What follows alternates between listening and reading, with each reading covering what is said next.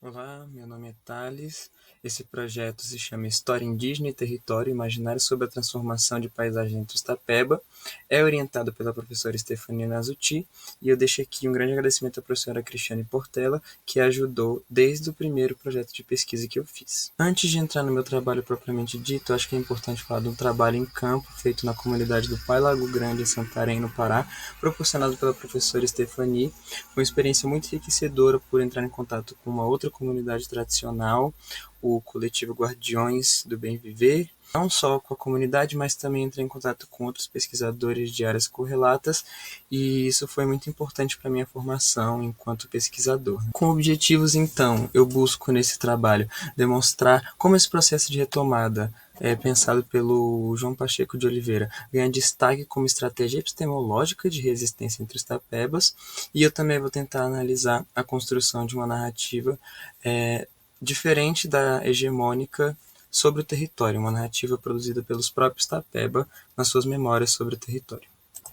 No que diz respeito à metodologia, eu faço uma análise de documentações circuladas no século XVII e XVIII no Ceará, pela revista do Instituto Ceará. Essas documentações representam, então, a visão da sociedade não indígena que cerca o território e contrastar essas documentações com relatos orais produzidos em entrevistas na comunidade tapeba. Apresentando então a comunidade Tapeba.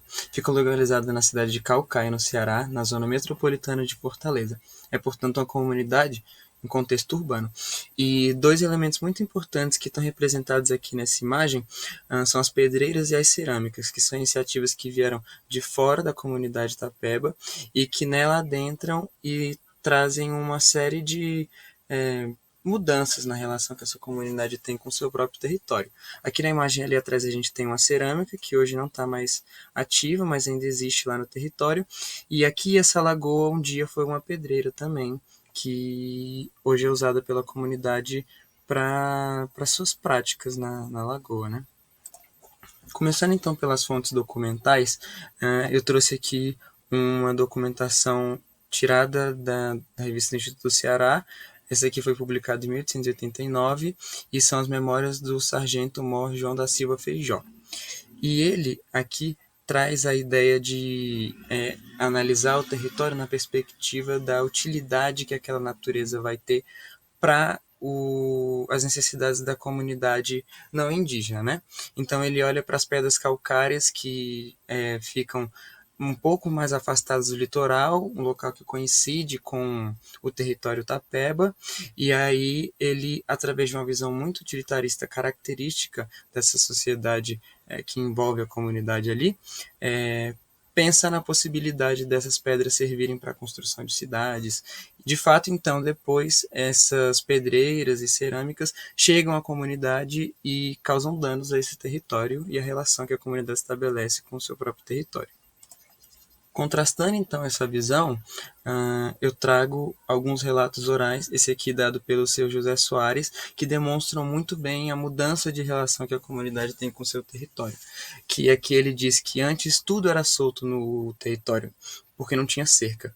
E hoje, por outro lado, tem cerca em todo lugar, mas antes tudo era aberto. Então é uma mudança mesmo na liberdade que se tem dentro do território. E aí, no momento em que se analisa a história do território a partir dessa perspectiva, existe aqui uma construção da narrativa da comunidade Tapeba sobre o seu próprio território.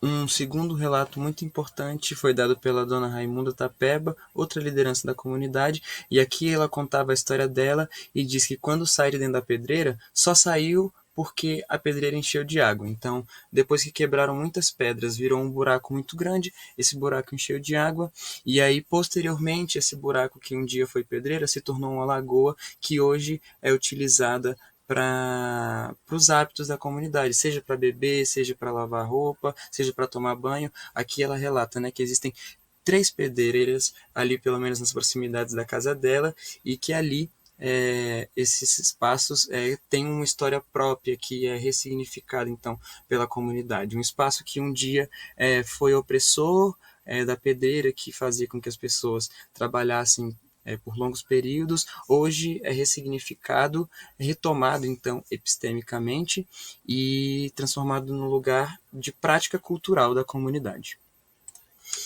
Assim, então, eu concluo o trabalho dizendo que a comunidade retoma, então, esses espaços de cerâmica, pedreira e lagoa, utilizando os conhecimentos tradicionais e fazem esse processo não apenas para criticar as ameaças que atingem o seu território, né, mas também para contrapor essa percepção, essa visão da sociedade não indígena que minoriza a prática tradicional dessa comunidade. Nesse movimento, a comunidade constrói então a própria história tapeba, que questiona então essa memória hegemônica sobre o território e nega também essa visão não indígena que é marcada pela tutela e pelo utilitarismo sobre o território, apresentando então a visão da própria comunidade sobre o seu território e contando a história a partir da visão da comunidade, dos Tapeba.